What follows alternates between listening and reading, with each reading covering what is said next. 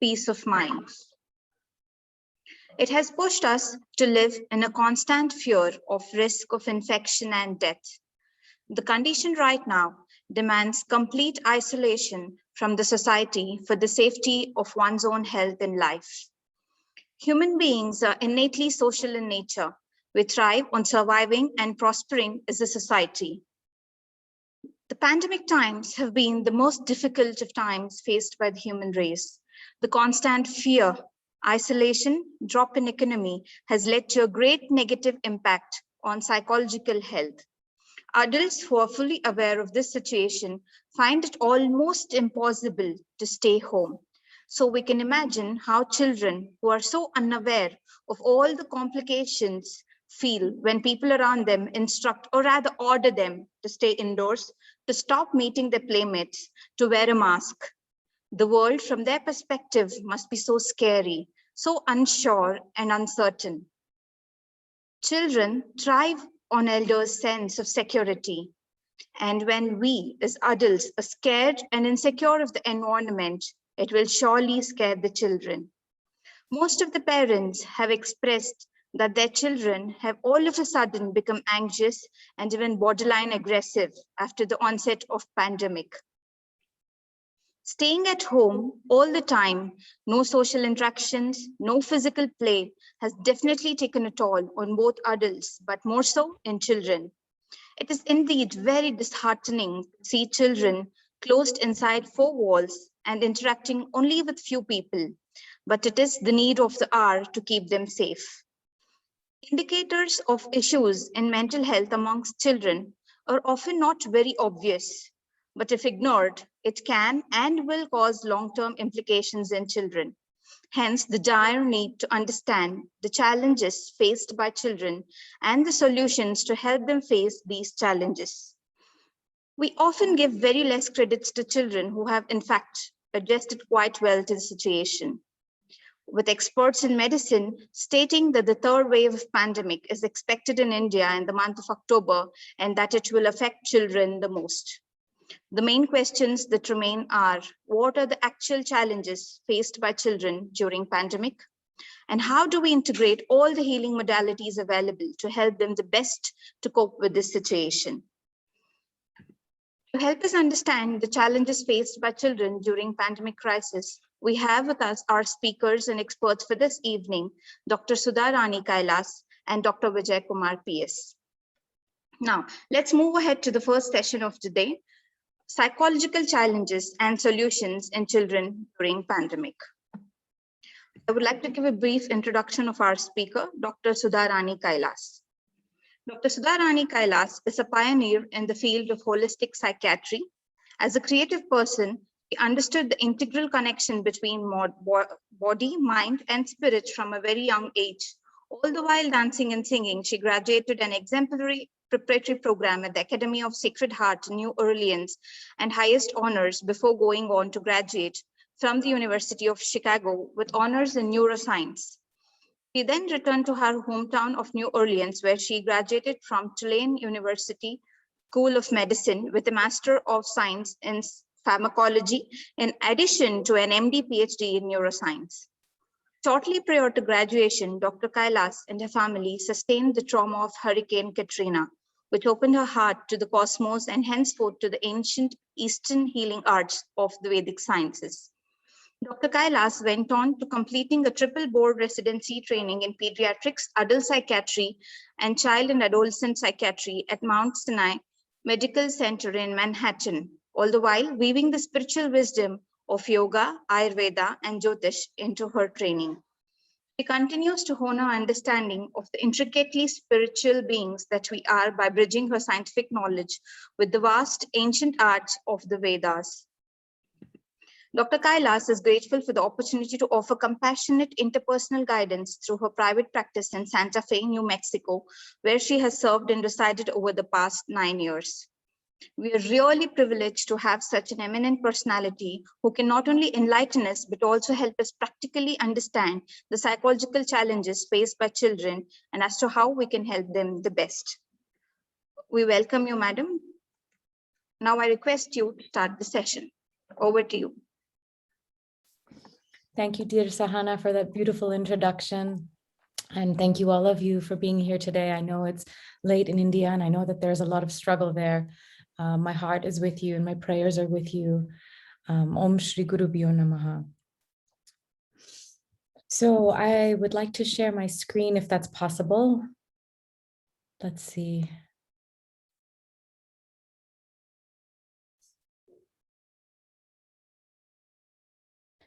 Sahana Chelly, do you know how I may share my screen?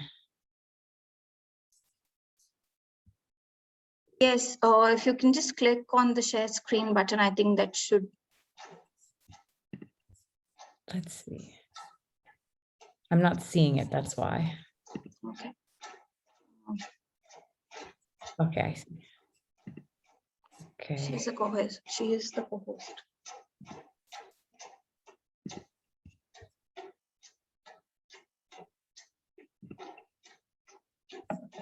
It's available here. Just check now. We have made you the co-host. The share button will be in the bottom of the screen. Yes. Green color icon. There, when I press it, however, there's a exclamation point in a triangle.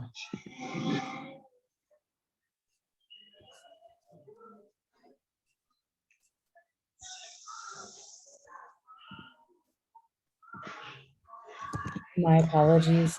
Thank you for the patience. I think it'll be happen right now.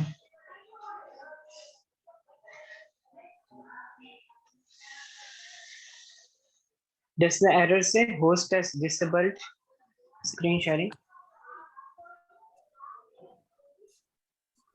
Okay, here we go. Okay, so are you all able to see my screen now? Yes. Great. So let's see if I can make this larger. Oops.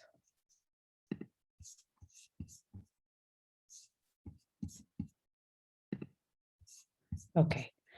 So again, thank you so much for being here today, and thank you for your patience just now with that issue. And I would like to speak with you about some of the psychological challenges that occur in children during pandemic crisis and during trauma in general. As Sahana Chelly mentioned to you, I did sustain the trauma of Hurricane Katrina with my family in New Orleans about 16 years ago. And this, I feel, opened my mind to this particular challenge and issue in witnessing my friends, my neighbors, the people that I loved around me move through very, very deep struggles. And now the whole world is struggling in the same way. And so it is my deepest heart's work to share this information with you. Of course, I would like to begin by reminding us what healthy children are, because healthy children are what we are, what we want to remember, what we want to encourage and embrace, because they are the future of our world. And again, healthy children are beautiful, they're curious, vibrant, they're sharing, they're dynamic, they're creative, playful, energetic, engaged, and they're so much fun. So again, all of us are praying that our children remain healthy. And for the most part, children are quite resilient. They are the most resilient of all of humans. And especially in this community, raised in strong supportive relationships with adaptive skill building that they've been learning throughout their lives and working through positive experiences along through with the challenges, they develop the most resiliency. And this is true of all of us, of all humans. And so this is something that we can encourage and support, strong supportive relationships, teaching more skill building, and also cultivating positive relationships. And we'll talk about some of these skills in the talk. Let's see. So you may be familiar with Maslow's hierarchy of needs. I'd like to point to this model of psychological health as a framework to understanding what's happening here today. So basically on the foundation, we all need our physiological needs met. And those physiological needs have been shaken by this pandemic crisis for all of us, especially in India right now. The physiological need of the air that we breathe has been put into question. And this is a very, very frightening thought and belief that we have now, that the air is not safe, that it's not safe to share space with one another. Just this environment has become unsafe, simply at the very basic level. Other physiological needs are, again, the roof over our head, the water that we drink, and the food on the table. And once those physiological needs are met and are secure, which again, they have not been, they have been shaken at the core, at the foundation over this past year or so, then we can move into the next three tiers. The next three tiers of Maslow's hierarchy of needs are safety, love and belonging, and esteem. And these three tiers allow for our psychological needs to be met. So safety being, are we going to be able to have food on the table tomorrow? Love and belonging, meaning, are we working in meaning and purpose? Are we able to communicate with our world in ways that we feel accepted, that we're able to show that the core of who we are, the truth of who we are? And then esteem being, are we able to be respected and honored in that work, in that meaningful work that we do? And then this allows us to open our hearts into the truth of self-actualization. So again, with the core being shaken, if not shattered in some cases, it's very, very difficult for the mind to rest in a seat of ease. And I would like to point out that the physiological needs of some children were not met even prior to the pandemic, and that the psychological needs were questioned even prior to the pandemic, that our culture, our society as a globalization have been impacted in great ways, that we have not been able to connect to the truth of our being, even prior to the pandemic. So again, through this talk, I'd like to ask us to think about how it is that we can see this actually as an opportunity. And I know that may be a very difficult thing to hear, especially as India is struggling so much right now. But is it possible to see this challenge as an opportunity for growth and for change, for a better world? So again, I would like us to sit with the idea of air. Air is such an important concept that we take for granted. What are our core beliefs about the air we breathe? Because this is where the healing lies. Right now, of course, especially with the fallout that's coming up from COVID in terms of the damage that's occurring to the lungs, and then the secondary crises that's happening on top of that, coming from the air particles, coming from the air environment. What are our core beliefs about the air that we breathe? Let's please contemplate this together as we move through this time, as it'll be very, very important for us to, again, move into a direction of healthy beliefs about the air that we breathe, so that we may, at the core, again, move into a place of healing and health. So again, Sahana Chelly mentioned about the challenges that the children are facing in terms of school as a very, very basic, fundamental, core part of their daily existence. So of course, school provides education, knowledge, all of the information that we would like our children to be imparted with to grow forward into the future. But on a deeper level, what does school provide that children are now missing? And our eyes are opening to this. The importance of what they receive in school is really, really, really coming to a head. So one of the main things that school provides is socialization. They see their playmates, their classmates, same age peers, and they're able to push against them in ways that they're not allowed or not able to push against the family members, the adults. And this allows them to grow. It allows them to grow emotionally and cognitively as well.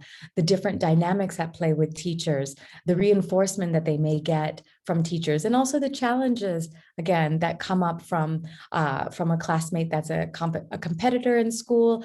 These things are all being missed. And for some children, again, the absolute safety that's provided by school, the refuge from the violence or abuse that may exist at home is also missing. And we don't know what's happening in some of these households. I know that there are households where they're not able to take care of the children anymore. And so again, there are many levels in which children's needs are failing right now during this pandemic crisis. So things that we can look for a little bit more closely that may develop because of school closure results are developmental delays. And again, as children are resilient, these are just things to be watchful for, mindful for. And when we have the resources available to us again, and perhaps they are online available, we can look forward to seeing how we can attend to these delays. So the first delay may be a delay in speech and language, especially if the child is quite young and learning more than one language in the house.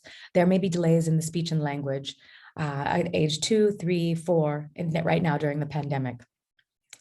They may have trouble sharing and being in groups. So again, right now there is a situation of lockdown happening, and there is an idea that it's unsafe to be in the environment with other people. So this may create some trouble sharing and being in groups. So if it's possible at all to create small pods of people, this has been a healthy way to try to continue sharing and being in groups so that when opening happens again, there's less fear. There may be housing and food insecurity, either due to parents' financial stress or due to the inability to actually go out and get the food. And again, if we can be resourceful in some ways, this can be remedied. There are, again, rising rates of neglect, abuse, and general household dysfunction, mainly because of the parents or the adults' inability to cope and adapt to the situation. So we'll speak about the importance of this, importance for us as parents, as adults, to adapt and model the proper behavior for children in a crisis management situation. Again, we may see hypervigilance, and hypervigilance is hyper-awareness of what is happening in the surrounding environment, including obsessive and compulsive behaviors. There may be, in older children especially, an increase in reckless behaviors. So maybe sneaking out of the house, engaging with drugs or alcohol. Maybe they might find some bottle of wine somewhere, or they may engage in theft or vandalism, just to, again, push these boundaries, especially as adolescents. That is the nature of the growth and the development at that time in life. And being confined in close proximity may create a constriction, a compression in their psychology that may lead them to these increased reckless behaviors.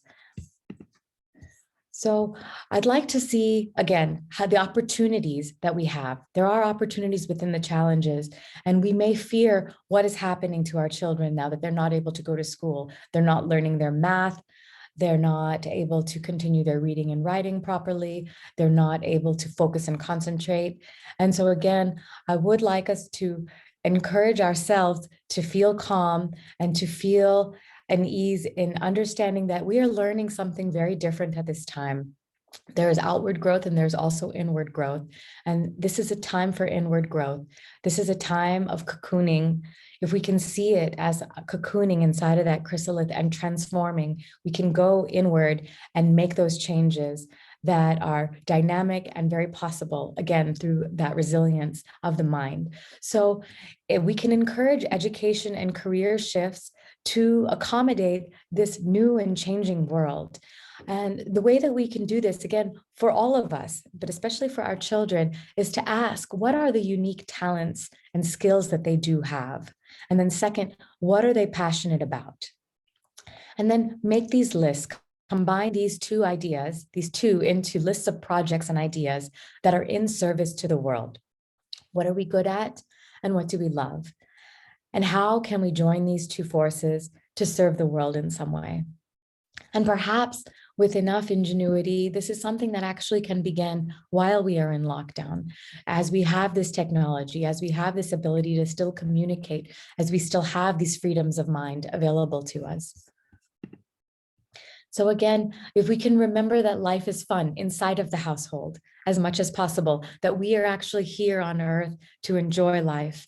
And if we can turn off the news for a minute and find a moment where we are with one another, this may be very helpful to the children in the moments to see again that we have resiliency as adults and that we are encouraging playfulness inside of this time of pain, inside of this time of reckoning. And we can also use it as an opportunity to teach children about the household. There's so much to learn about the interworkings of what goes on in the home, what makes the home actually function. How do the pipes work to bring water in? How does electricity work to bring light in? What is required to actually maintain the structure of the building itself? These things are very fundamental pieces of knowledge that we all learn later in life, and that we can again impart on our children now, day to day, if we haven't done so already, to help them understand that there is still place to learn, there is still place to grow, and there is still interest in the world that we can engage in. So again, moving into the signs of stress in infants and toddlers will look different from grade school children and adolescents. So we'll first speak about the signs and stress of infants and toddlers. And some of you may see some of this already or have seen some of this already. And so what we are looking for really is a constellation of symptoms, seeing more of these symptoms together and maybe more often. So we may see more fussiness, irritability, and difficulty in consoling the small child. There may be difficulty falling asleep, and they may be waking up more during the night. They may have feeding issues. They may refuse the food. They may have stomach pains, bowel changes, so changes to the feces, to the poop, or headaches. They may have separation anxiety. They want to cling to us. And they may have thumb sucking or regressive behaviors. For instance, if they're toileted, they may start to have accidents in the bed. They may have hitting and biting, frustration, or more frequent and intense tantrums that are inconsolable. And again, they may start to bedwet, especially after age 5, bedwetting, or again, defecating. They may need to express their needs urgently. So if you're in a conversation with somebody on the phone or engaged again on a meeting, they may need your attention very, very much. And they may have more conflict or aggression.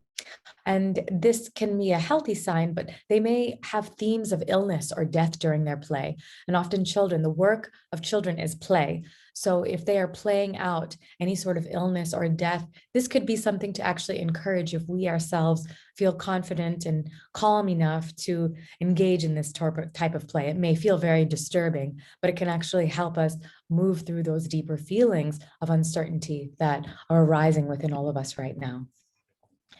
In grade school and adolescent children, we may see changes in mood, again, irritability, hopelessness.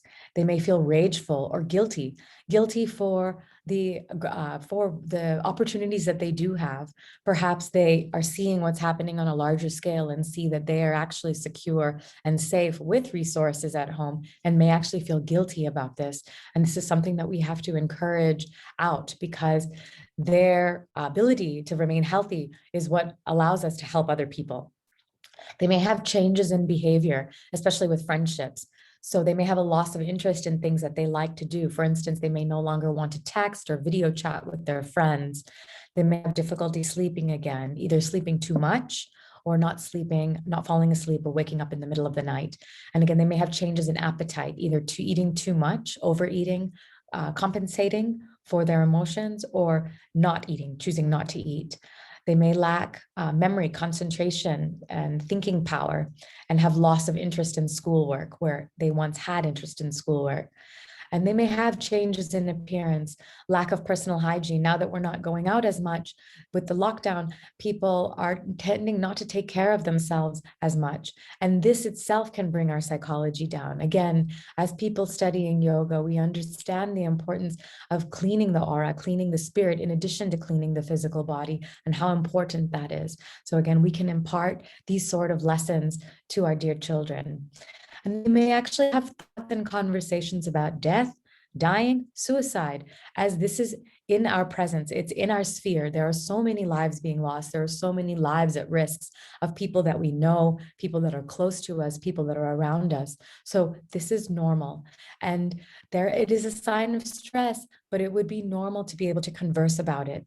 And we're talking about these things compounding and adding up over time to, again, give us a sign of perhaps needing a little bit more help and guidance, reaching out to a professional therapist, a professional psychologist or psychiatrist for additional help. So the best medicine that we can give to our children is to take care of ourselves. So please, first and foremost, prioritize yourself, take care of yourself, understand that your health and well-being is a model, it's a mirror to their health and well-being. The more that we are able to manage our own tensions, our own stresses, our own insecurities, then we can calm our nervous system. And then that relays a sense of peace and harmony, relaxation, relief at the very least to our children. So we can be honest with our children as well. And we'll talk a little bit more about that. So just as a review, trauma and grief in children show up as changes in sleep and appetite, depressed mood, academic failure, breakdowns in relationships, and risky behavior. And if we see more of these things adding up, then these are signs that extra help is needed. They may ask us, why is this happening? Why is this happening? Especially younger children have the question of why? So again, be honest. We need to, as a whole, it seems that parents want to show some idea of perfection to their children, that life is perfect. And this pandemic is showing us that the world is not perfect. The world was not perfect the way that it was operating. And it is the earth now telling us through the ways that she knows how, that that is not perfect and that we need to move into a way of being that is more harmonious with our earth, with our land, with each other. So it is okay to be honest with our children about our own feelings and emotions. And an example of this may look like a father saying, I'm not feeling really great today. And I, didn't say something very nice at work today. And I'm thinking a lot about it. I'm trying to figure out what to do. And this gives children it teaches children many lessons. First of all, it teaches the child that the parents themselves have a wide range of emotions, that it's not always happy, it's not always joyful, and that's okay. It's okay to feel insecure, it's okay to feel fear. And then the second thing it teaches is that the father is contemplating, the parent is contemplating, they are reflecting on the mistake that was made, that they make mistakes, first of all, and then they're reflecting on the mistakes that are made. And again, that they're choosing a way to be connected again. How can they regain the connection that they feel has been damaged in some way? So this teaches children multiple levels of framework of thinking. For children under 8, we can answer questions as they arise. So very short and brief, sweet and simple as they arise. They don't need more information than what's out there. They are more feeling beings. So again, that's why managing the feelings in our body are so important. So they are learning and comprehending from the environment mostly based on how they feel. And the questions, the thoughts will come up in snippets as they understand the more abstract world. So just answer them as they arise. Children are brilliant and they completely understand the truth. So they know when you are not being clear with them. So just be clear and listen to their truth as well. We often doubt what comes out of the mouth of a 3, 4, 5-year-old, but listen to their truth. Always, always, always out of the mouths of babes is great wisdom. So keep the lines of communication open, physically, physiologically, through the body, through that feeling state, and then also psychologically, especially for children over 8, because this develops their self-confidence, their self-esteem, their understanding of their worth in themselves. If we keep the lines of communication open, meaning that we share with them and that we also listen to them, listen to their hardships, listen to their solutions, then they feel some strength in what they have to offer into the world. And this begins inside of the household. And again, use the opportunity as much as possible, once a day, twice a day, maybe 3 times a day, to imagine a better world, imagine a better world, imagine a better world. So some of the teachings that my gurus have passed on to me is that if we can together imagine a world that we will not see, that we will not witness, but that our great-grandchildren will witness, that we will see in 3 generations' time, and that we work towards that world, then we are doing some great work in the world. And I believe that, again, with Lakulish Yoga University, that we are doing this, that we are hoping for a yogic society, a yogic world, and that the steps forward towards that world can be cultivated and maybe even witnessed in our small pockets of communities now itself. So again, we are facing death. We are absolutely facing death today, yesterday, and tomorrow. And this is bringing up great questions about mortality versus immortality. And again, we are very blessed. We are very, very blessed to have the foundation of knowledge that we are steeped in to extend to our community, to our children, to our society around us. But no matter what, this extensive loss of life in our community is asking us all to face our mortality and our own fears of leaving this body. So if a fear is arising, if some instability, insecure feeling is arising within us about death, it has to do with our own fear of leaving this body. And so again, if we can face that fear and understand what it is, then we can find more freedom in accepting the mortality of this being, of this body. When a loved one passes, much of our reaction is to the loss of our own fear, or the loss of our own body with our own fear of passing. So again, if we all have very different ideas, but perhaps in this community, we may have a more elevated idea of what is happening. And it is possible that these souls that are leaving right now have made a contract. They have made a contract with this body in this lifetime to leave right now. It is an extraordinary number of souls that are leaving this planet right now. And we can only imagine that they have made this choice ahead of time to leave this body. And we don't know where they're going. We don't know what the next steps are. We can only hope for the best. So what happens when we die? Again, in our culture, in our systems of thinking, we know that there's something greater. We have a deep belief that there is a something greater. And so we can teach the basic yogic teachings to our children of Jivatma, Atma, Paramatma. And again, Jivatma being that soul self, that inner self, that divine self, the Atma being perhaps this physical self, and the Paramatma being the greatest self, the godliness within us that we are all rising towards if given the opportunity. And that Jivatma travels with the Paramatma, that the Jivatma is working to cultivate new skills and new knowledge in this lifetime. And again, that will be carried in with the Paramatma and hopefully show itself in a reincarnated form, if that's part of the journey. So how can we manage the grief, the trauma, and the stress that we are all feeling? How can we manage some of these feelings within ourselves so that we can model this to our children? Again, what does it mean to take care of ourselves? How do we manage the feelings and emotions better to allow the children to manage theirs? This means taking time for ourselves.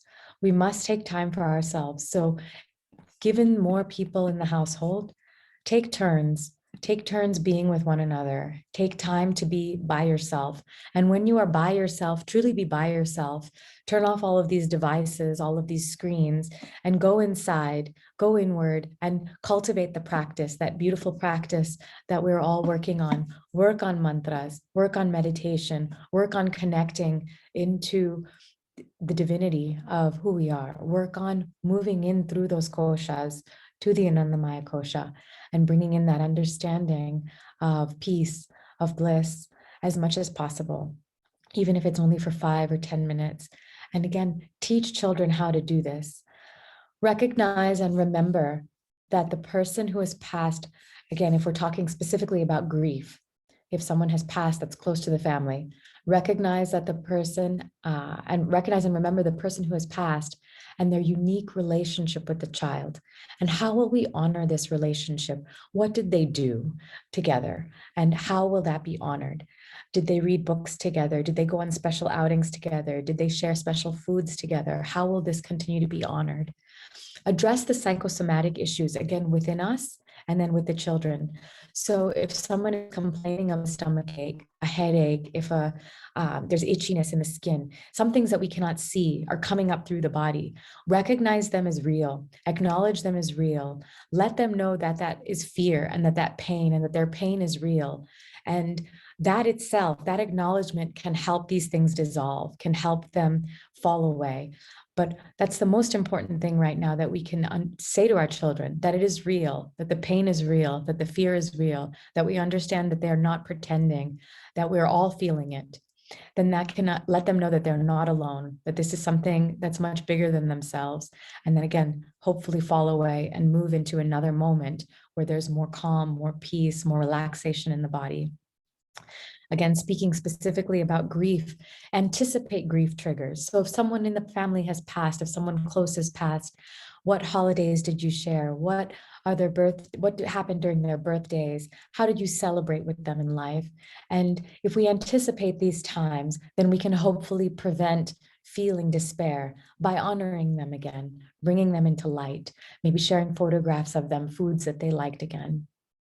And then as much as possible, return to a regular routine. Routine is a mainstay of a child's growth and development. So the routine of school has been lost. And now if we can create some sort of routine in the household for ourselves, this can create a sense of peace for us and also the children. And that includes that time, taking that time away for ourselves to recharge and to replenish so that we can regroup and come back together, because all of us have pain in this. More important than anything, respect the child's process, honor their struggles. If we look back on our life, we've all made mistakes. We've all had challenges and struggles. And when we have those failures and rise above them, stand up and face the challenge and walk forward and see it again as an opportunity to grow, that is where we learn. So again, if we honor our children's struggles, honor their process to move through their own struggles, to push against their own cocoon, their own chrysalis again, then that will give them the opportunity to learn and grow. And this is very difficult for parents to do, to watch their children struggle. But again, if you watch them break out of the egg again, break out of that, crack out of that. We cannot pull them out of that. If we pull them out of that can actually harm them. And so they need to break out. And again, if we can watch with the greatest sense of being within us, with the greatest sense of hope within us, then that allows them to emerge in that beautiful transformation of colors that we all hope to see. So I'd like to use the last few minutes to talk a little bit about the neurobiology, about what is happening in our bodies. So just very, very basically and briefly, the brain, the blue part that we see is the neocortex.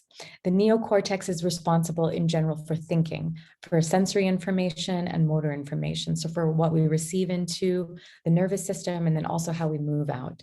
That inner part, number 2, that red part, it's actually inside the blue part. It doesn't sit outside. So the blue part holds that red portion, and that red portion is called the limbic system. And that limbic system is responsible for our emotions, for our development of memory as well. And the green part, the base part, is the cerebellum, the medulla oblongata, extending down into the spinal cord. And these are our more basic brain functions of reptilian survival. So our instinctual responses, these are kind of where our balance is played. And when we're in a place of routine, we function with the cortex feeding into the emotions, so the thinking feeding into the emotional system, feeding into this reptilian part as a response, more as a response. However, when we're in stress and we're in a traumatic place like we are now, this whole thing gets turned upside its head and we move more through our instinctual actions, and it is more as a reaction than a response. And then this can drive our emotions out of control and our thinking out of control. And this is how we get into states of overwhelm.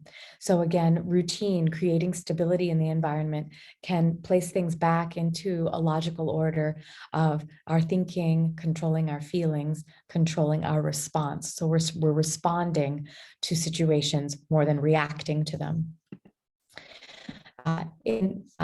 This is a slide to help us understand a little bit more about how the stress hormones act in our body. So basically, the stress response in our body is a physiological response that was created to run. Stressful environments in the past were usually environments that we needed to leave, that we needed to get out of, like Siberian tiger, I gotta run, that kind of thing. But now we've moved into a place where a stressful response is a psychological response. We are in a place where the stress of psychology is the main stress that we feel on this planet. So again, the psychological stress of fearing that we may get sick and that we may die, fearing that we may not see our friends again. These are psychological stresses. So initially, when it's acute, all of the blood is rushing to the heart and the lungs and the muscles to get us moving. And the brain, again, is upside down. So we start to react. So we react, and that drives our thoughts into feeling worried and our body feeling nervous. And we're overwhelmed and thinking very much.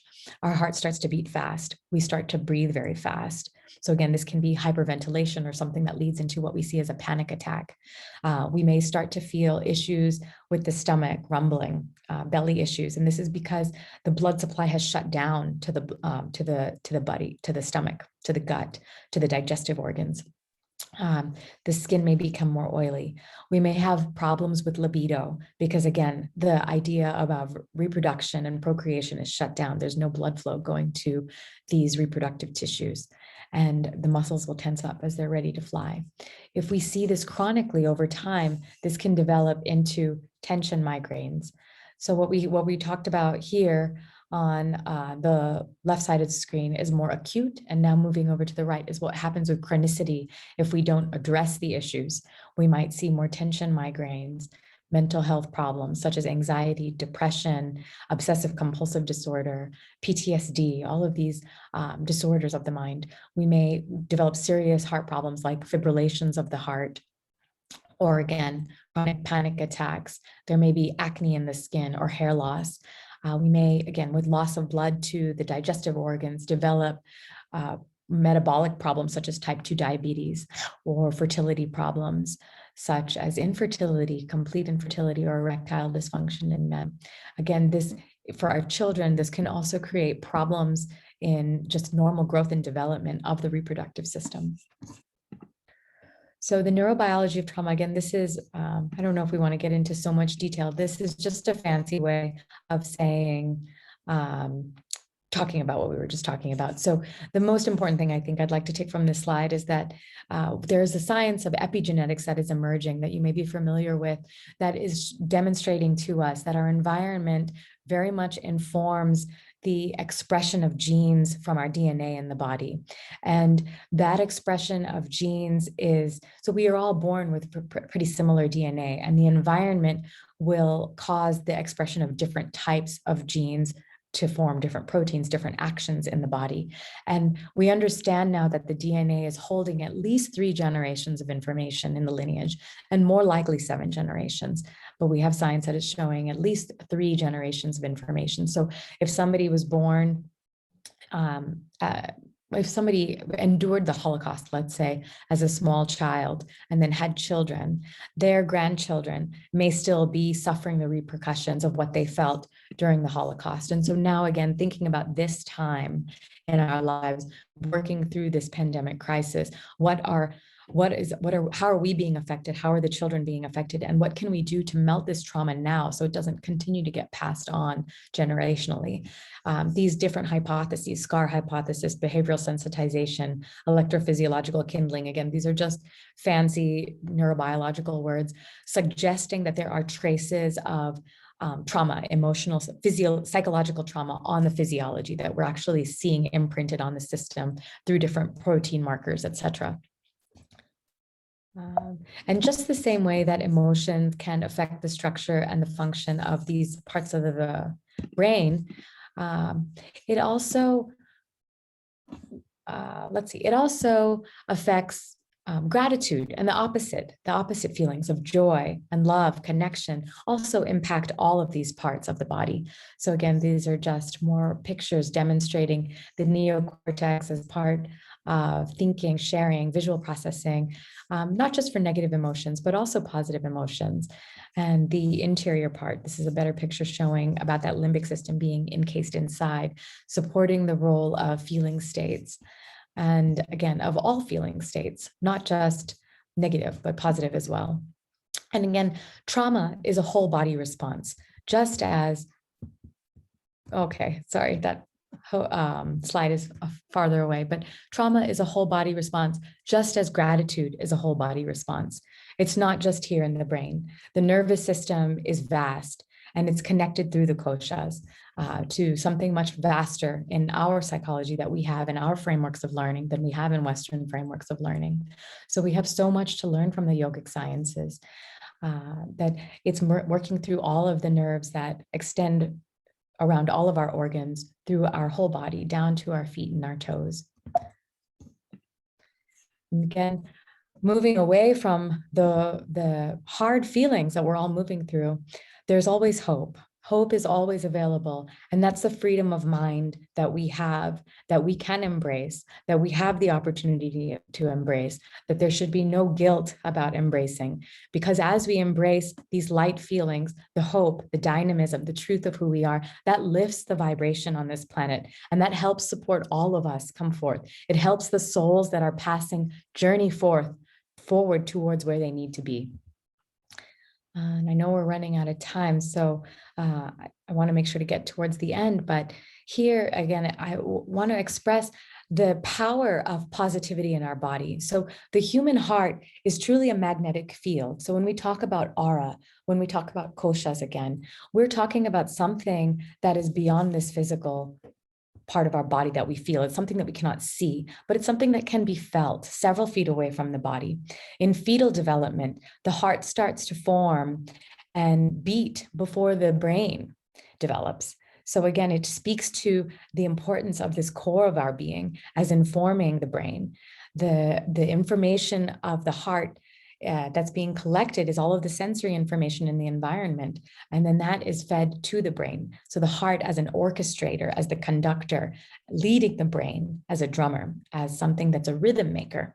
And then those rhythms that are fall out are positive if we are bringing in positive sensory information. So positive information and emotions create physiological benefits to the body, like relaxation, digestion, breathing function. Negative emotions create chaos, but positive emotions do the opposite. They create flow, they create rhythm, they create harmony. Positive emotions create the ability for the brain to make good decisions. So emotions create good thinking, thinking create good thinking, positive thinking can create good emotions, and we can boost our immune system. So when we're talking about health, somebody being impacted by COVID and then again by the mold, by the fungus, this may be coming from a place of fear. Their kavaigunya, again, in the lungs and the heart, has impaired that function. And then the fear can actually accelerate a more dismal response. So we can teach, again, as much as possible to boost our immune system by focusing on positive emotions, by focusing on positive thoughts. What is good? What do we have control over in front of us in the world? One small thing at a time. So there's always hope. Parents, we set the tone. We must take care of ourselves. Express gratitude 1, 2, hopefully 3 times in the day. Stay hopeful, stay encouraging. Consistent messages about a sattvic, brighter future. What will we see tomorrow, in 1 year, in 5 years? And again, build the resiliency, build the coping skills, build the structure in the home. Come together as a family and decide this together. Because yoga is a science, it's a way of life. This is a way of life that we must impart on our children so that we can share this with our communities in the next generations to come in a greater way, that this is a science. It's not a religion. It is a way of life. And so it has become like a religion, but it is a science. There's so much truth behind it. And that gratitude that shows up, this yogic science, it shows up again as a whole body response. It shows up as an illumination of the being, as a luminosity through the heart. So now coming back together, what do we believe about the air that we breathe? What can we say about the air that we breathe? We must create gratitude for the air. Create daily pranayama practice. There's no excuse for this anymore. Everybody must create a daily pranayama practice if we don't already, and teach this, impart this knowledge onto the world. Create a relationship with the air. Again, that overwhelming feeling, that panic body is a sense of the body being out of control. But if we take control, do Kapalabhati, and that is fast breathing again. If we do that, what we're telling our body is, look, I have control over you. I have control over my breath. And then you move into the other forms of breathing, the other slower balancing forms of breathing. And this, again, creates a relationship with the air, a gratitude for the air. Bring plants and flowers home. These are such basic teachings, but plants and flowers put off molecules into the air that are healing and supportive for our body, for our nervous system. They put off oxygen into the air. In the hospitals, we're screaming for oxygen. That's what we're screaming for. And this is something that we can bring into our environment. Fill the whole house with plants. Spend the time taking care of them, nurturing them, teaching children how to do this as well will help the future. These cities where they're going to become green, all of them are going to become beautiful green cities with green rooftops and flowers floating out of the window, because again, they purify the environment, they purify the air. And again, as much as we can, when we can, do spend time in the natural environs, go out into the forest, into the jungles, and commune with those natural environs as time opens up for us, as space opens up for us.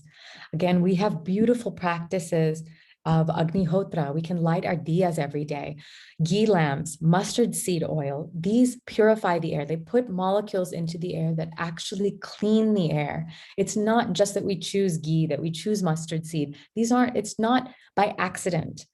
We may need to make intentional choices not to burn canola oil, not to burn vegetable oil just because they're cheaper. It's important for us to spend the money to buy the ghee, to make the ghee, and use them, burn them, put them into the environs. And Agnihotra, again, just that small, beautiful upside down pyramid copper pot with the dung and the ghee, the dung from the cow with the hump. So important. You know, if we put these in our fields and burn them in the morning and in the evening, we don't need any pesticides. We don't need any pesticides because it is cleaning the air. It is cleaning the environment. It's purifying the environment for our plants to purify the environment for us. And so it's so important. People think that when we burn a fire, it's carbon monoxide, all of these things, but actually with Agnihotra, we know that after a few minutes, I think it's very few minutes, it's not even carbon monoxide anymore. It's healthful, purifying elements that we're putting into the air. So the last thing is that we can create a gratitude for the air by just saying to ourselves in our mind that I only breathe in what is helpful and nourishing for me. I only breathe in what is helpful and nourishing for me. I only breathe in what is helpful and nourishing for me. And if we create these as core beliefs in our mind, this can shift our fear, shift out of that fear of what am I breathing? Am I breathing in something toxic? Instead of having those thoughts in our mind, if we replace them by I only breathe in what is helpful and nourishing for me, then at least it's putting us in a place where our immune systems have more of a fighting chance. So I think I will stop here and invite room for questions if there's time, because I understand our next speaker will be speaking about yoga, more of the yogic teachings, and may me going into speaking about the koshas, the three bodies of the koshas. So I thank you so much for your time and your patience and your listening. And I'm so grateful to all of you for the work that you do. Om Shri Guru Pyo Namaha.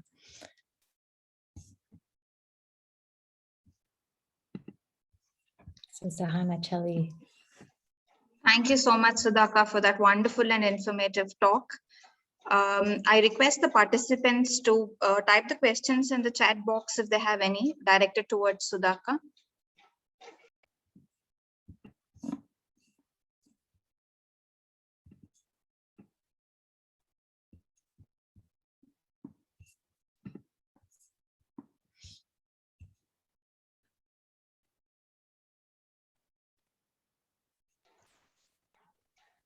Our participants are thanking you for the wonderful session.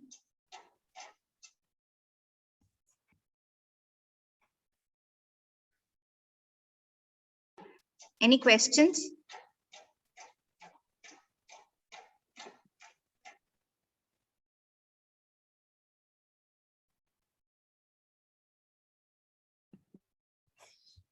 I think everybody knows how to be and what to do. So that's great. So I'm looking forward. We Go have a ahead. question. Smita Prabhu is asking, ma'am, actually, if the kid is an introvert and cold to whatever we speak, then how to sensitize them? So there are many ways to communicate. That's the first thing that we know. A 17-year-old child. Yes. There are many, many ways to communicate. That's the first thing. So we communicate through our language, of course, but we also communicate through our body language.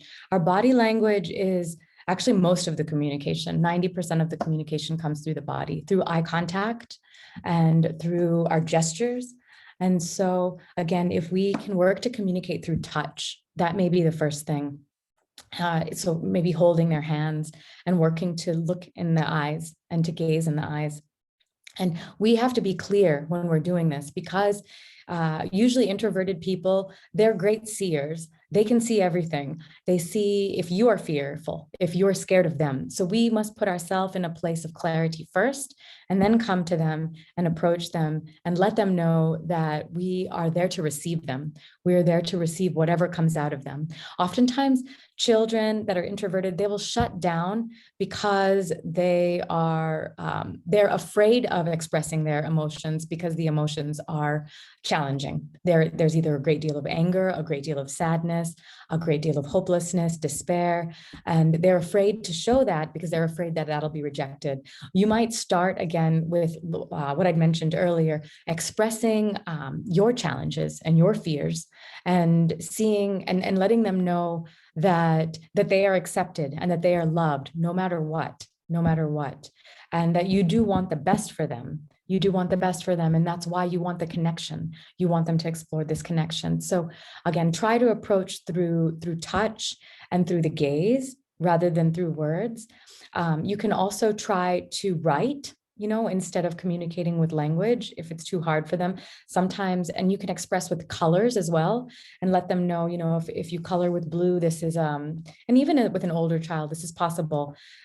If you color with blue, then that's sad. If you color with red, then that's anger. If you color with green, then that's peaceful. And so, and you can communicate with them too on the same paper doing that. So these are just some ideas of how to communicate in different ways, but that's what I would explore. The other thing that I would mention is that there are different ways that we know love. And sometimes there's an incompatibility with parents and children if one person loves one way and another person loves another way. So one person may love through words, through affirmation, and another person may love through touch again. So this is just an example of how to reach your child where they need to be loved. Some people love through giving or receiving gifts. Some people love through doing service, acts of kindness. So trying to find how your child communicates love and making sure that you're communicating to them that way may also help. So I hope that helps. We have one more question. I'll just read it out. Yeah. It's from Revati. I understand speaking positive words is important for the kids, but what if we end up saying negative? Just a minute. What if we end up saying negative things? How will it affect the confidence, and how do we change that? Wonderful. So again, this is all moment to moment awareness, and we're all growing and changing together. If we can recognize that we are our ancestors, we are our ancestors. I mean, my mother would say to me growing up that she really felt that I was her father, that I was him. And so if we understand that that we're learning through lineage, we are healing our ancestral lineage. So we're not perfect. None of us are perfect. We're learning through our children the same way that we learned from our parents. And we are also imparting knowledge and wisdom to them the same way that they're imparting knowledge and wisdom to us. And so if we make a negative word, then again, we just apologize from the truth of who we are. If we take responsibility, they see that as our truth. And then they learn actually, oh, look, I know I can take responsibility for my failures as well. And that remedies the moment, that's a solution to actually melt away, and we can move forward in clarity. That doesn't even have to be revisited anymore. So that's it. All of us make mistakes. We apologize. We take responsibility, maybe not in that moment, because maybe we're too angry in that moment. So we take a moment later on when we're both calm, and we do our best to go forward in the truth of connection, and that's both ways, listening to our children and sharing with them.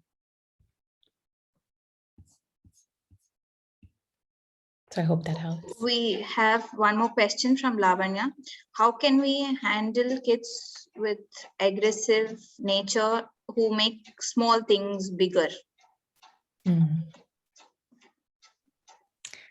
So again, I would say touch is very important when children are aggressive.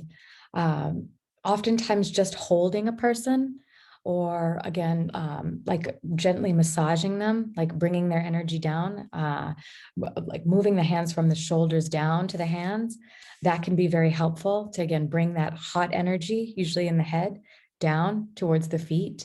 And so, oftentimes when we're making small things bigger, it's that ruminating again, that overwhelming, that obsession in the mind.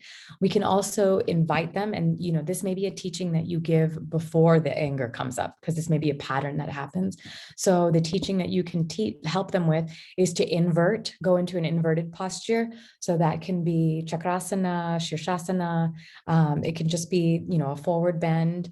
And it can be leaning over the side of the bed, leaning back from the chair, just so that they put their head below their heart.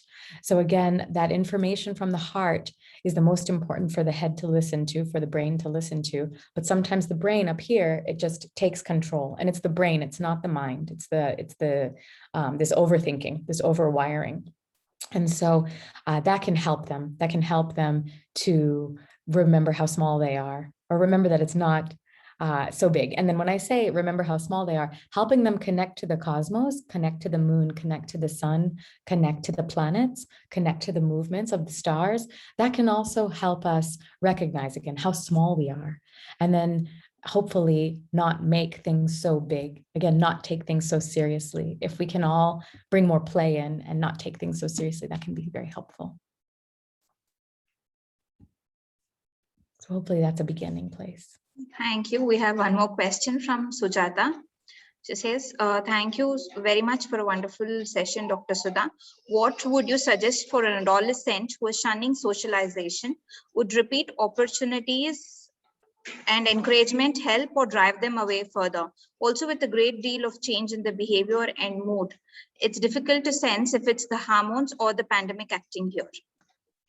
So Sujata ji, this actually sounds like a place where I would seek more help. I would seek more professional guidance from a child psychologist or child psychiatrist, because there's, again, many symptoms that are coming up. They're shunning socialization of friends, especially if they are shunning when they used to love it. If they used to love being with their friends and now they're shunning it, that's a sign that they're shutting down. That's a sign that they're shutting down. Encouraging them to communicate, it depends on how you're encouraging them to communicate. I think a lot of children are struggling with this interface of being online. So they may have done really well and missed their friends that they spoke to in person, and now they're being forced to be online. And if we're forcing them to communicate online, that may not be helpful. So if we can encourage them to somehow get together, again, we're talking about creating pods of families that get together, then that could possibly be a solution. But again, listening to them and honoring their challenge is very important. So ask them to let them know why exactly they're shunning, help them open up a little bit more. And again, maybe seek some professional help. Thank you. We have one more question from Sudha Suresh. She says to avoid personal loss is not the same as avoiding the fear of it. And children are very much aware of what at stake. I have a grandma and a grandpa who are old and it can infect them and they may die. Is a common question parents are facing. How do we address them? Yes. How do we address that? Yes. So we address this again very directly by saying we all may die. We all may die, and we all may die by any reason tomorrow. It might not be this illness. It could be, a car accident. It could be anything. It really, like, life is so precious. And if we can impart that to children at an early age, and again, it depends on how old these children are. If they're over 8, we can speak to them more. If they're younger than 8, we have to be a little bit cautious because their framework and understanding of death is different. Like if they're very small, if they're less than 2, they don't understand the permanence of death. They don't understand that if someone passes, we'll never see them again ever. So it may be helpful to even speak that way. We won't see them anymore. Not that they died. If they're 3, 4, 5, it's still, they're developing that understanding of permanence. So it depends on the developmental age, how old they are. And you're correct. So if they say that I have grandma and grandpa that are very old and they may die, let them know, yes, that's true. And that is why it's important for us to make the best of our time here with them on earth right now. Let's sing songs with them. Let's play games with them. Let's learn stories of them that we've never heard before. Let's write down all of their stories that we've never heard of the times, before technology, when there was no phone and they had to walk through the wilderness to get to school. How beautiful. And yes, it is sad. That's the thing. It is sad. So acknowledge the pain. Acknowledge the pain, that it is real, that it is sad. And that actually is beginning the grief process early is what it is. It's beginning the mourning early, but it's doing it in the presence of that loved one, of the beloved. And it actually may help that soul to pass when the time comes, because it helps everybody in the family recognize that they accomplished what they needed to accomplish, all the way to that point of, having as much fun and sharing as much joy as they could together when they were alive. But it's true, we all die. Thank you. We have one more question from Devi. She says it was a really good session, ma'am. Is cultural background relevant in child's mental health? Does it play an important role? 100%. I believe that our Indian culture, our yogic culture, gives us so much more resilience.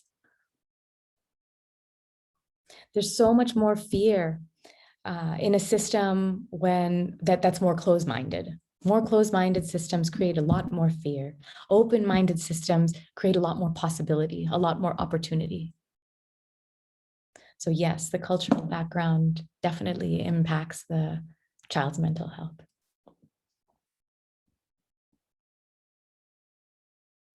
So thank you so much, Sahana Chali. Akka, we have one more last question. Okay. Why children show partiality between parents to tell anything? One in aggressive tone and one with soft. Why is there usually a difference? The question is from Kavita Satyanarayan. Okay.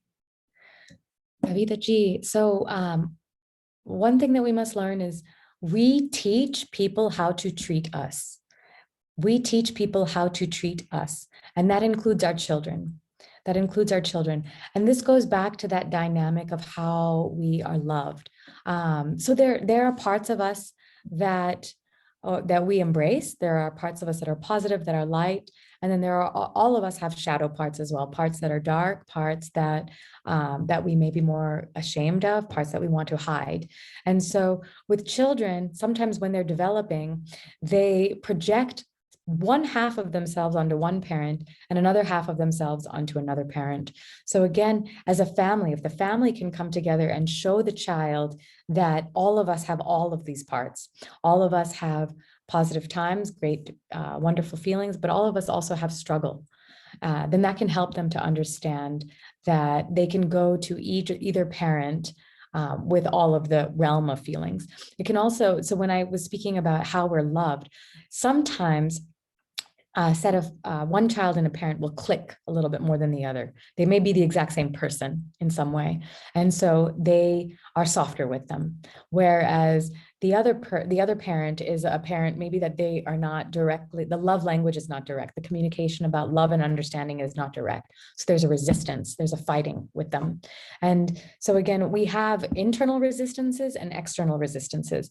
If we as a parent can see that that external resistance between the two of you is actually a reflection of that internal resistance the child is experiencing, then we depersonalize it. We don't take it personally. And when we don't take it personally, then we can actually attend to the child and let them know that, let them know what's happening, let them know that they're fighting themselves. So I hope that that helps give some understanding, Kavita ji. Thank you so much, Akam.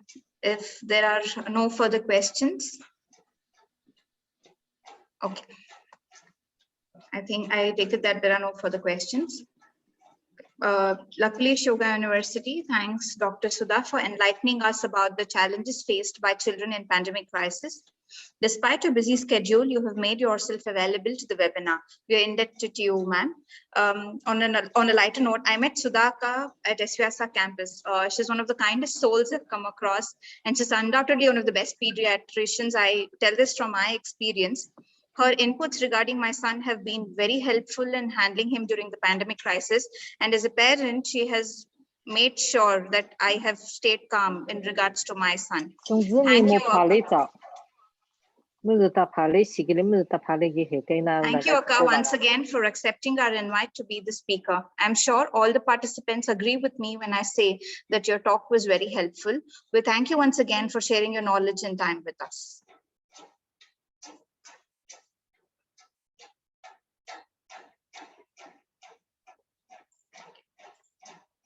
Okay, so moving ahead towards our next session, Yoga for Enhanced Psychological Well-Being of Children.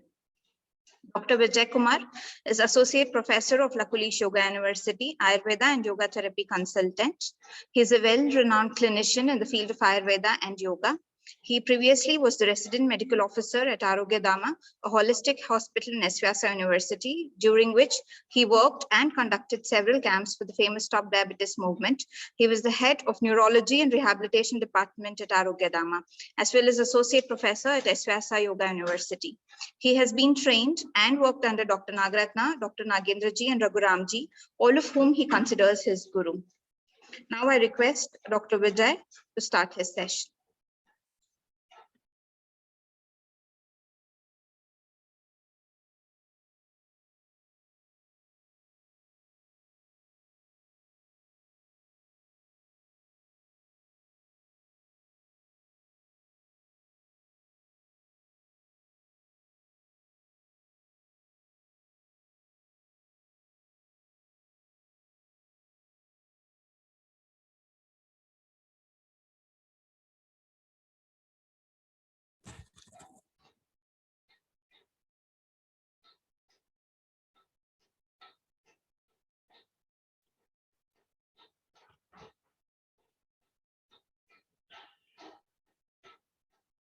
Namaste, everybody.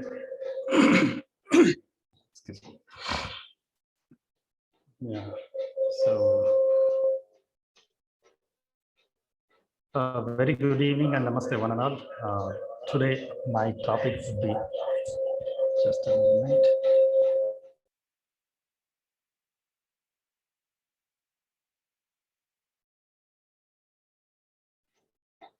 Sorry for the inconvenience. And today I've been given a topic, yoga for enhanced psychological well-being, especially for children, because right now what we are facing is something which is unprecedented.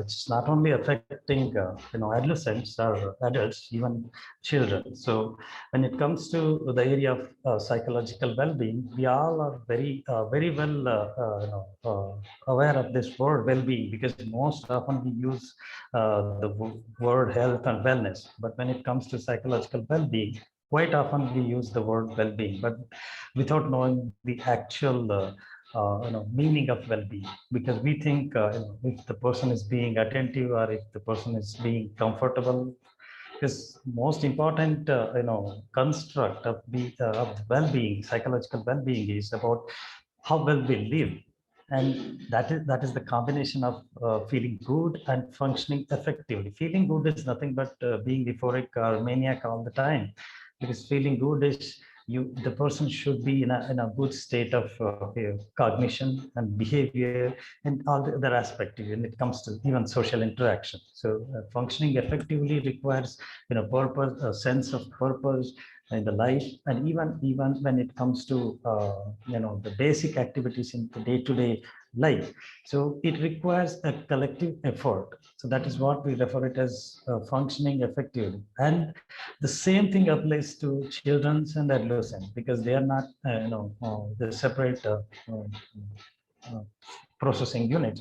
The way exactly how we adults function, even compared to us, children actually functions even very critically than us, because they are like roaming around learning machines in our house. So we have to be very cautious.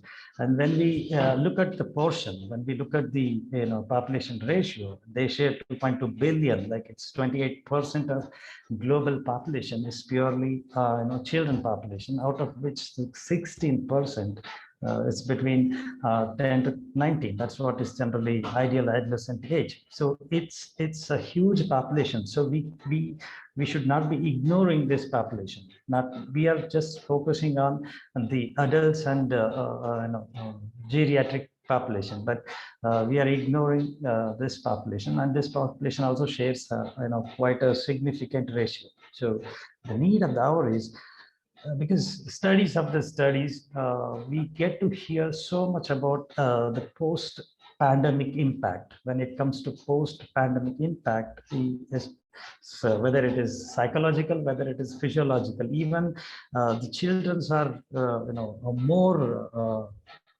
in this adverse consequences. They are in more front compared to adults and geriatric populations. So the risk of developing physical and psychological consequences can be seen in children population too. So need of our hour is to focus not only on adults and geriatric, but even on children and adolescent population. So we have so many interventions, whether it is psychiatric intervention, whether it is a pharmaceutical, non-pharmaceutical interventions, whether it is alternative and complementary interventions. But the most commonly perceived and most commonly utilized mind-body alternative intervention would be yoga. And yoga has been globally utilized as an effective alternative intervention, because yoga has proven to increase the calmness in the child's mind, and it has been proven to increase their overall health and well-being, not only the psychological, because in yoga we cannot segregate mind and body, because yoga defines human existence at the level of existence. Panchakosha concept are 5 dimensions or 5 existential dimensions of an individual. So it clearly says we cannot separate mind out of body. The mind body are inseparable continuum. So when we talk about psychological well-being, it's vice versa. We are indirectly talking about the physiological well-being also. So why yoga? Why not something else? Because that's the obvious question. Whenever we talk about yoga, people do ask, why not something else? Yeah, there are so many other possibilities and other options. But compared to all those things, yoga it's less economical, with least if we follow it in a regular controlled judicial manner, it has very negligible adverse effects, and it is so convenient. Anybody can do it anywhere. It can be practiced, because yoga is not practicing postures or not doing some regulated breath work. Yoga is it's a positive lifestyle based on Indian wisdom. Our ancient sages and seers have developed such a beautiful way of life. Yoga is a way of life. Rather, we call it as a few asanas or pranayamas or relaxation technique and meditation. It's a package. It's a lifestyle package based on Indian wisdom. There are a number of studies which clearly states how practicing yoga-based lifestyle can intervene our entire psychoneuroimmunological axis, and how it can regulate not only psychological well-being, even the physiological well-being with respect to preventing infections and recovering from the infection with the so much of immune vigilance. So a number of benefits we can go on making. But when it comes to children's psychological well-being, yeah, because we have so much data available to show that even in a clinical population, we got so much of data to see that yoga and yogic practices have been very effective in order to curb anxiety, eating disorder, whether it's bulimia, anorexia nervosa, even certain symptoms of ADHD, and when it comes to post-traumatic stress disorder, even children who are exposed to extreme violence or natural calamities or any sort of extreme emotional status, yoga has been found beneficial in all these conditions. So that is where we are emphasizing on propagating yoga as a lifestyle practice for not only for adults, even for children. So to support our ideology, we have established evidences, because it's an era of scientific scrutiny. Everybody wants evidence. So for that, we have few evidence here to support our purpose. By practicing yoga, it enhances attention and concentration. Even one session of yoga, of 60 minutes of yoga practice, found to be very effective in enhancing attention and concentration in children. So as we see in current pandemic scenario, our children are experiencing so much of inattentiveness. So in order to manage inattentiveness, the best way is yoga, because it's found to be very effective. And along with that, it significantly improves our children's spatial memory. Spatial memory is something which is very much relevant to right brain activation, because in our brain we have something called left hemisphere and right hemisphere. Most of our present days education system emphasize more on left hemisphere, left brain's hemisphere. We are ignoring the child's right hemisphere. The entire learning package or learning process in current scenario is focused on, our education system is focused mainly on left hemisphere, mathematical calculation, analysis, thinking, critical analysis. All those things are closely connected to left hemisphere.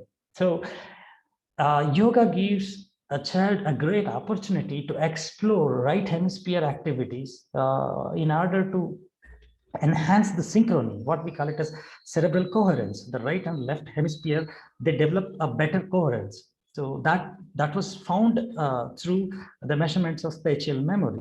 So similar to that, significant improvement was found in strategic planning, significant reduction in planning and execution time. So this clearly states even strategic planning and reduction in reaction time is referred to the execution time. That indicates there was significant improvement in their prefrontal cortex, what is generally Dr. Sudha was referring, neocortex and the areas around it. The prefrontal cortex is considered as the seat of consciousness in general. So enhanced executive functions can be seen in the yoga. So that can only be possible when we enhance our activities, neurobiological activities, from the reptilian brainstem to the survival brain to emotional part of the brain, that is the limbic cortex area. From there, we have to move on to the prefrontal cortex or prefrontal area. So the entire synchrony between reptilian brain, limbic brain, and even front brain or prefrontal cortex, this entire synchrony is possible through the practice of yoga. So that is something very essential, because right now our children are like, the kids are so bizarre with their day-to-day activities, their lifestyle, their eating behavior, and there is no socialization. Everything is online. So it's like so chaotic. In this chaotic, the biggest question most of the parents ask, how to find peace in this chaotic phase. The simple thing would be, inculcating, small changes of yogic routine or yoga-based lifestyle into our kids' day-to-day activity could greatly enhance their cerebral coherence or synchrony. And along with that, even practicing different components, like whether it's a pranayama, even asana, even mindfulness practices, relaxation techniques have found beneficial in increasing focused attention and selective attention. Generally, we call it as sustained and selective attention. So these are different, aspects of attentions get enhanced by, even single session of yoga practice.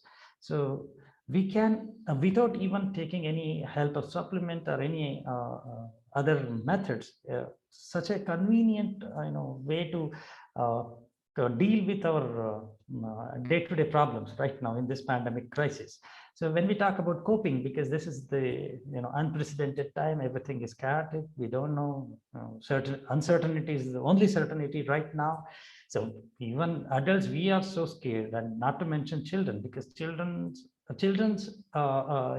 expression and their perseverance is greatly dependent on parents and the elders around them. So we being responsible caregivers, it's our responsibility to make sure how to enhance their coping mechanism. And yoga found this yogic practices have been found very effective, not only reducing anxiety, but emotion focused avoidance and emotion suppressions. There are so many coping strategies. Most of them are unhealthy, and most of our kids get into those negative coping strategies very easily because of whether it is, we call it as social interference, because of the media and so much of negativity, so much of negative news. And first of all, they cannot perceive the world with their view. They need support from parents and elders to clarify their doubts, because they don't know what is going on. They cannot perceive because they have limited understanding of the world and consequences. So it's very easy for them to get into negative coping strategies. Those are unhealthy. So it's our responsibility to make sure to bring them into a positive coping strategies, whether it is a cognitive adaptation, whether it's a behavioral adaptation. So there are so many methods, but yoga by and large gives great freedom here, because we don't have to focus only on cognitive or behavioral part, because the very practice of yoga develops a sense of inner awareness. That is the cue here. So yoga practice found to be very effective in enhancing positive behavior pattern, and obviously vice versa, it reduces the negative behavioral pattern. And when it comes to body image, yeah, right now, because of the quarantine and social isolation, schools are shut, they can't go out to the play areas, or they can't step out of the house. They don't have any means of physical activity. Most of the time we are greatly dependent on food, because food is comforting everybody throughout the globe right now. That is where parallel to COVID pandemic, we are going through obesity pandemic right now. So that might sound esoteric, but that's the reality. After a pandemic gets settles, we get to hear so much of metabolic complications. We will definitely see a lot of clinical presentation, especially with metabolic consequences. So even when it comes to children and adolescents, they have this great compromise on the area of body dissatisfaction and self-esteem. So it's very critical when it comes to social isolation and abnormal eating patterns and unhealthy lifestyle. Like even when it comes to sleeping behavior, it's everything is so bizarre. So in this tough times, they might slip into a body dissatisfaction and lack of self-esteem. So yoga is again proven to be effective in reducing body dissatisfaction and self-esteem. Why is that so? Because yoga gives the practitioners a great deal of freedom to experience their own self and it moves them from external perseverance to the internal perseverance, internal, the process, what is going on within. Because when we start listening or when we start experiencing the bodily process, then we lose interest in the external sensual perceptions. So that is what we refer in yoga as internal journey, our journey inwards, our journey within. So this body awareness to the mind-body awareness, from mind-body awareness to this state of mindfulness. So this is a gradual, process that comes only when we inculcate yoga-based lifestyle, not just a few pranayama or one or two asanas, and here and there some relaxation, few scattered practices might, give a little bit of benefit, but not be, sufficient to help the child to reach the state of mindfulness. So yoga practices not only for body dysfac, body image issues. Along with that, it even helps to manage their eating disorders. And the benefits might not restricted only to the psychological aspect. Even the wide category of benefits spread across psychological as well as physiological, because whenever we talk about psychological well-being, inversely our physical well-being comes parallel, because we cannot have physical well-being without psychological well-being. And many studies have even shown that practicing asanas and mudras and bandhas, other practices collectively increases their flexibility, endurance, agility, and different parameters, and the cardiopulmonary fitness, like the functioning efficiency of the heart and lungs. So these are the benefits beyond our psychological well-being aspect. And even not only for a preventive aspect, because yoga has been proven to be effective for prevention and curative and promotive. It's a tool for all the three, but when it comes to enhance psychological well-being, it's already been proven to be very effective even in a clinical population with ADHD and even with PTSD, children with PTSD. So these are the clinical population areas. So not to mention when we try to inculcate yoga practices into our child's day-to-day activity, it definitely helps them cope better, especially during this pandemic crisis. And if you see this, as Dr. Sudha earlier mentioned very clearly, the stress response, constant bombarding, with so much of negative affirmations and negative information, and they have very limited access of the world, and they cannot cognize the whole perspective. So they're limited with their information. So they get so stressed. They can't even think beyond their understanding. So they need parents' help, and parents, unfortunately, we are also so scared, and we are also so bizarre with our activities. So as Dr. Sudha clearly said, it's a collective effort. Even being elders, it's our responsibility to make sure our children are doing good, and we should spend quality of time with them. We should make them understand the situation. There is no need to hide anything. Let them be transparent with our children, so that they can also understand. As she mentioned, one wonderful thing, early believe we are immortal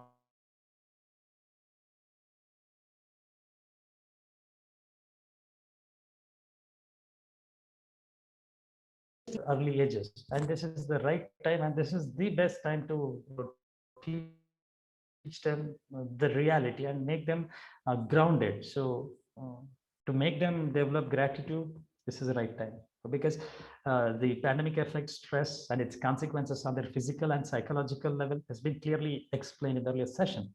So when it comes to yoga, the entire yogic process, whether we talk about getting up early, going to bed early, following the bodily rhythm, that's what we refer it as circadian rhythm. Supra chiasmatic nucleus to developing hemispheric coherence, or even to experience our circadian, ultradian, or whether it's if it comes to female,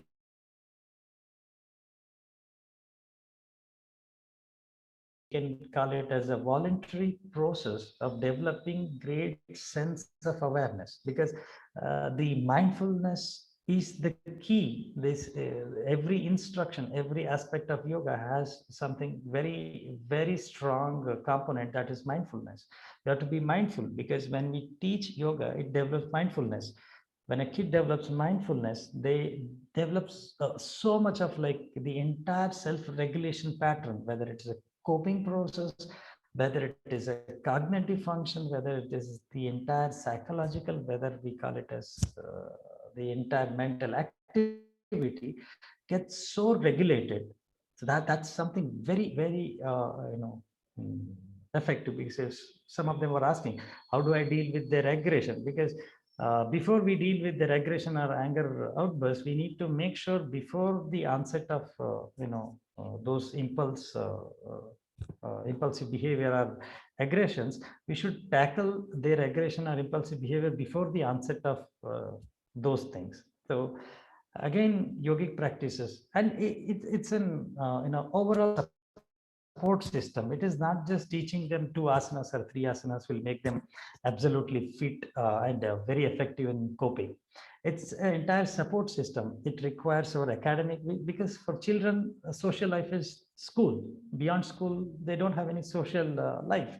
So it should be a school, from the support from the school, and even the support from the family and the surrounding, and along with that, yoga practices. So all the three collectively could create a huge cascade of healthy changes, whether it is concentration and memory, whether it is their attitude towards the environment, a sense of gratitude, and how do they regulate their emotions and their confidence level, their esteem, self-esteem, their well-being.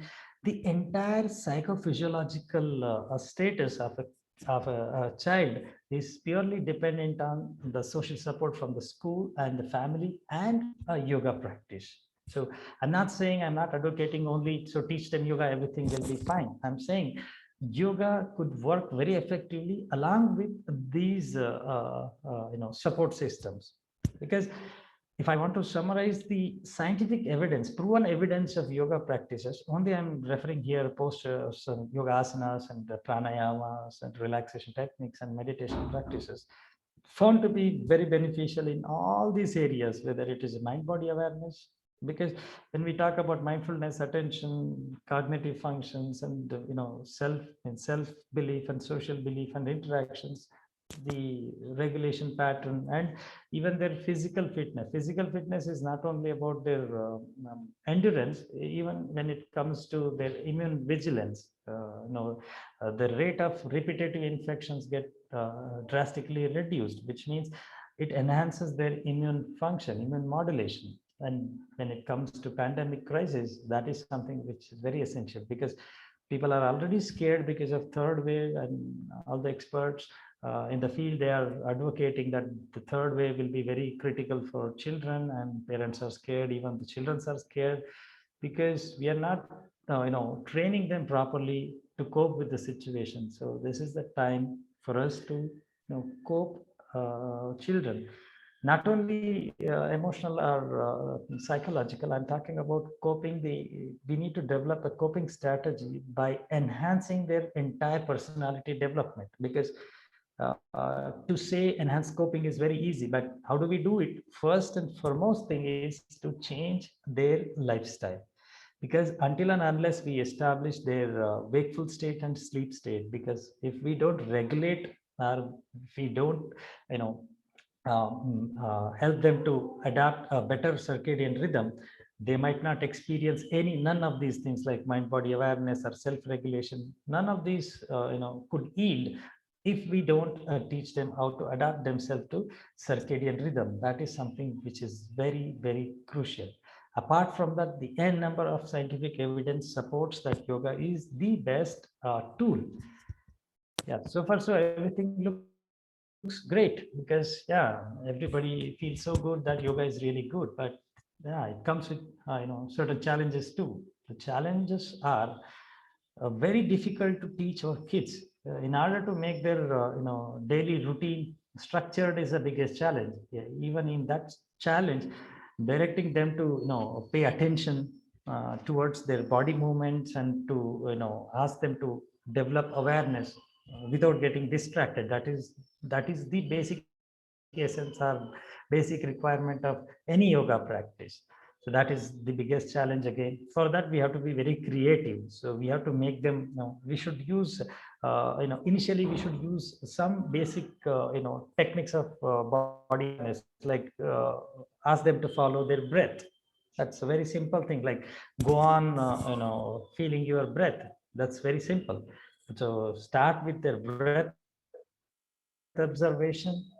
Slowly they can, that way we can definitely overcome that challenge of developing body awareness and without getting distracted. And the second challenge is every movement with breathing.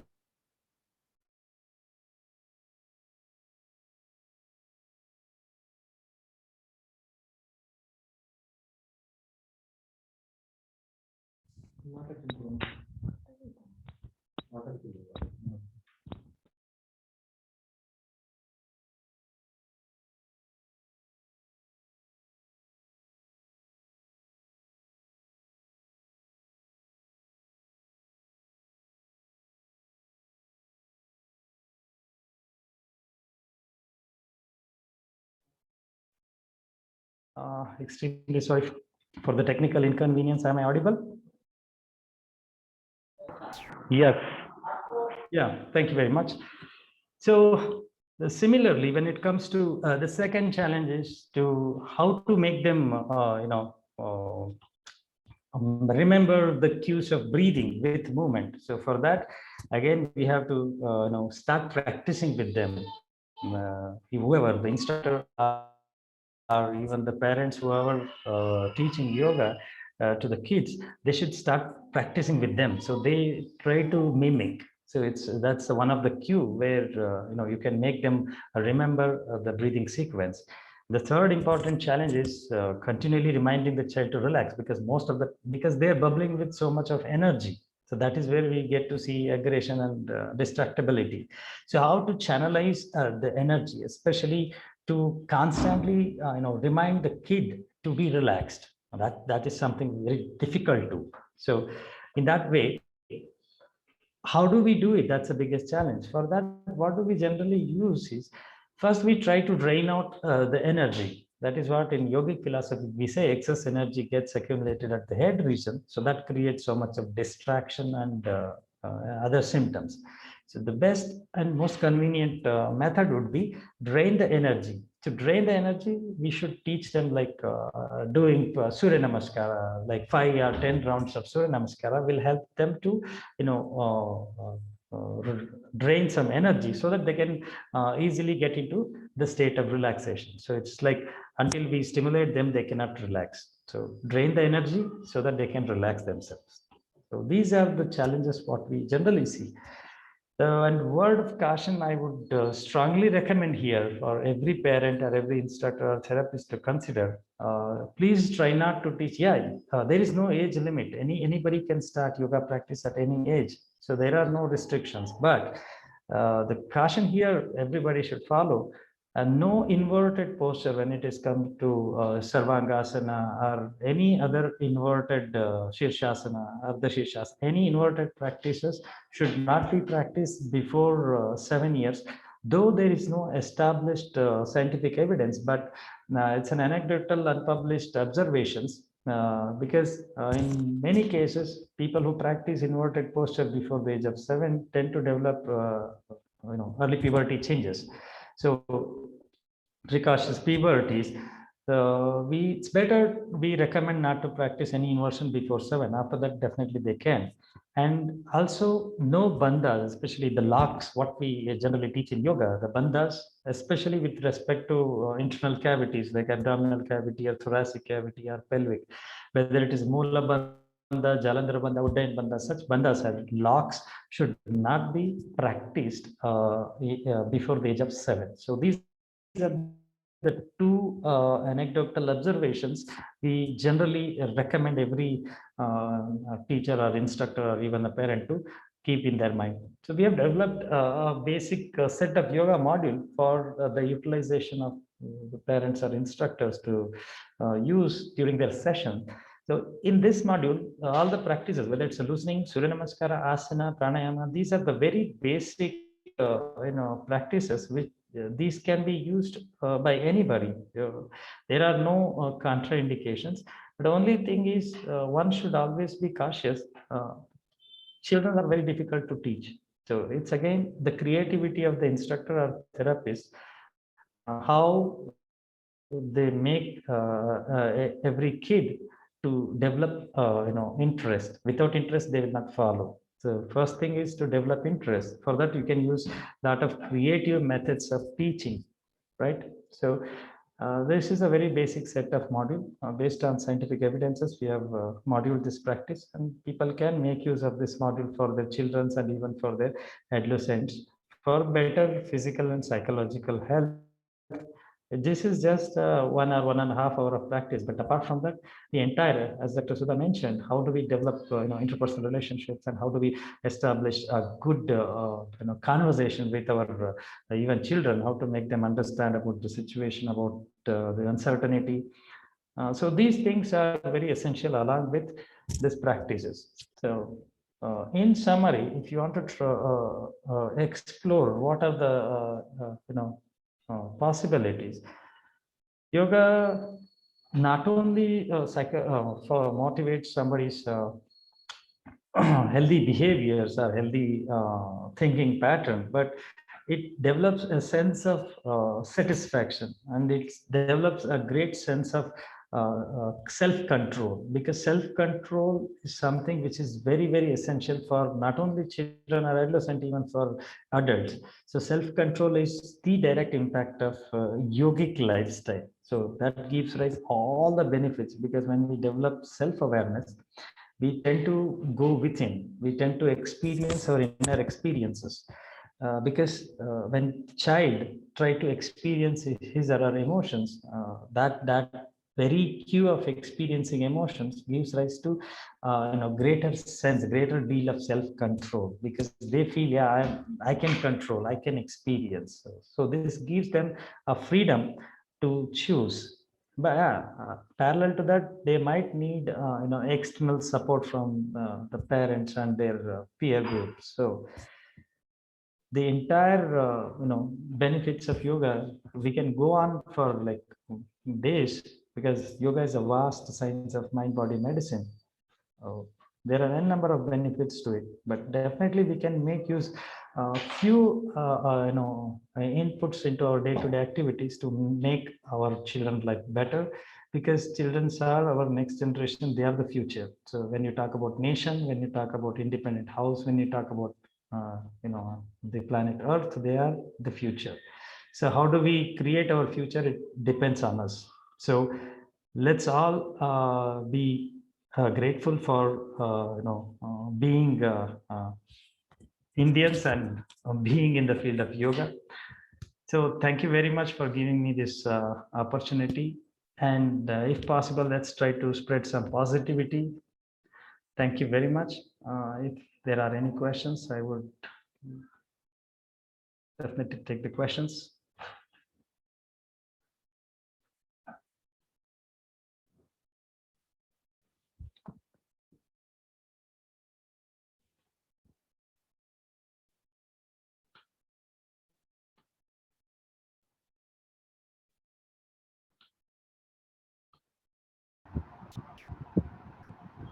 Sir, what is Mukha Dhoti?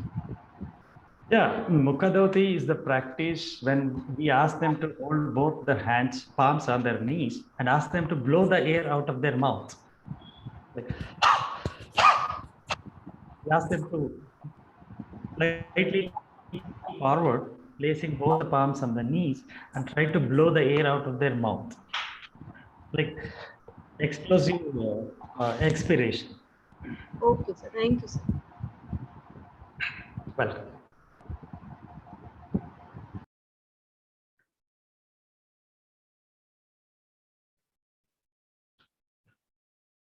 So I think there are no further questions to take.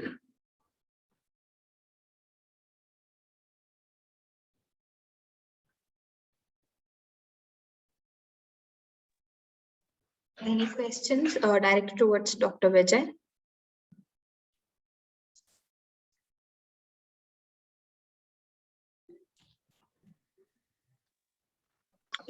Sir, can I ask one question? Yeah, sure. Sir, can you like recommend what is the perfect age for like starting? So because we have different types of techniques in yoga, we can like practice the dynamic way and the static way as well. As children are like more active in their age from the childhood, they have more hyperactivity in the nature. So instead of like if we going for some mindful techniques, so what is the perfect age for like a kind of giving a practice which helping their like kind of more of mental stability as well, or just we give some recommend some like a normal yoga exercises like more of dynamic practices? So what do you think on this? See, the thing is, so far, based on the scientific evidence, even some unpublished studies, data clearly says, even before the onset of walking, even if you try to put the child's limbs in a particular posture, voluntarily, if you try to put them, because actively they cannot. Even in that early age, if you start, making those manipulations in their limbs, their developmental stages becomes very early. So there are so many things. That is where we generally say there is no age limit. But only thing is, just try to observe the kid. The kid is, if the kid is active, I'm not talking about attention deficit hyperactive. And if in general, if the kid is active, try to teach them practices which can drain the energy. So venting out the energy. For example, if the kid is active, make them practice Surya Namaskara. Don't overexert them. Make them practice Surya Namaskara, and in between give them chanting, like 5 rounds of Omkara chanting. Then you give them abdominal breathing. So in that way, you can use a sequence of stimulation and relaxation. Because see, ultimately, we don't want to overstrain them.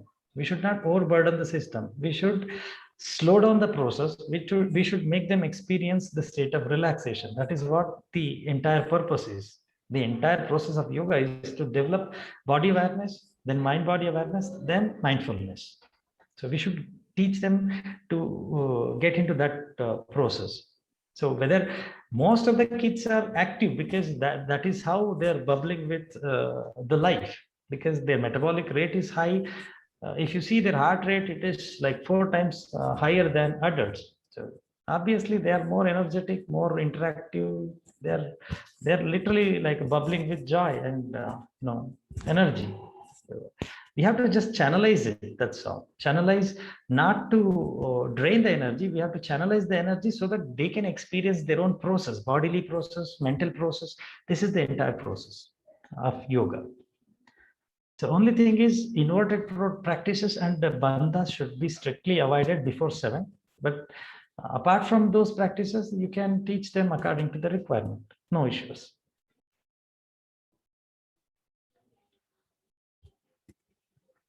Thank you, sir. Thank you so much. Welcome. Hello. Yeah.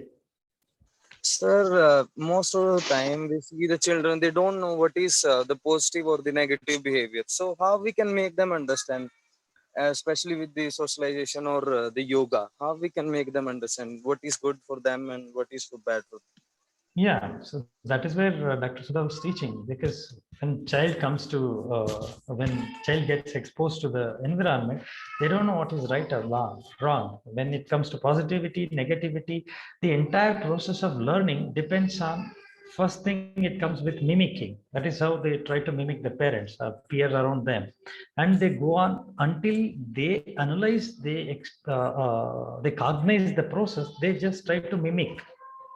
if it comes to negativity or positivity, being a parent, being a peer caregiver, it's our responsibility to make sure what the child is perceiving is right or wrong. Until child himself or herself cognize the thing, we should aid them to choose for positive or negative things, because that is the crucial phase of their life. Generally, we say at least till the age of 6 or 7, the entire subconscious conditioning, the entire process of learning, sticks up to the age of 6 or 7. So till then, they need support of. That's where the schooling, the teaching, the learning, the entire process of learning is only to make the good human beings. That is where the education is. Educe means to bring out. Bring out what? Bring out best. What is best? The best for me should be best for everybody. It should not be like what is best for me is something different for others. So a learning process depends on the family structure and the education. So the entire learning pattern is interconnected. They don't know what is good or bad. It's our responsibility to make them understand. And sir, if the child is above 10-year-old, so uh, they know the little bit of concept of good and bad. So how yoga will affect their emotion level? How they means how they will change their mindset and all that.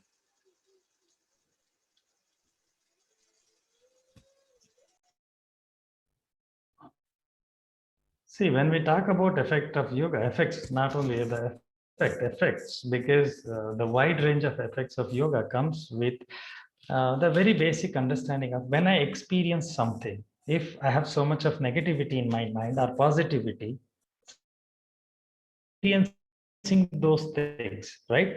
I want to experience. Until and unless I experience what is there in me, I can never be able to change it.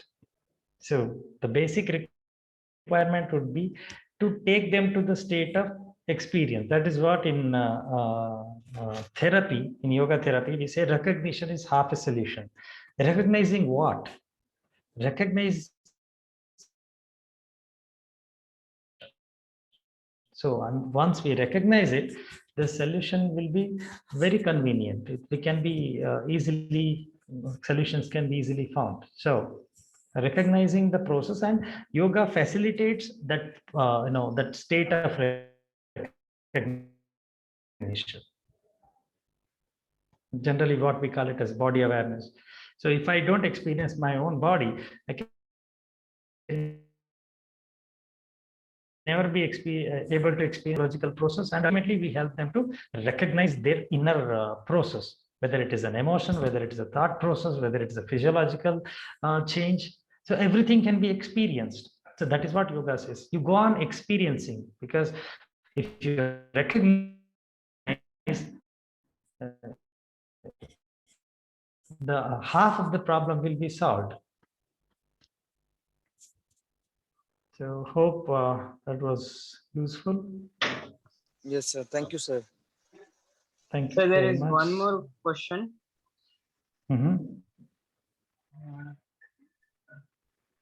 Question. I'm reading the question. It's from Smita ji. The question is, how do we build interest in children about yoga? Yes, sir, it's my question. Actually, when it comes to How do we develop? teenagers, we can explain to them Yeah, about that's yoga where and I other marked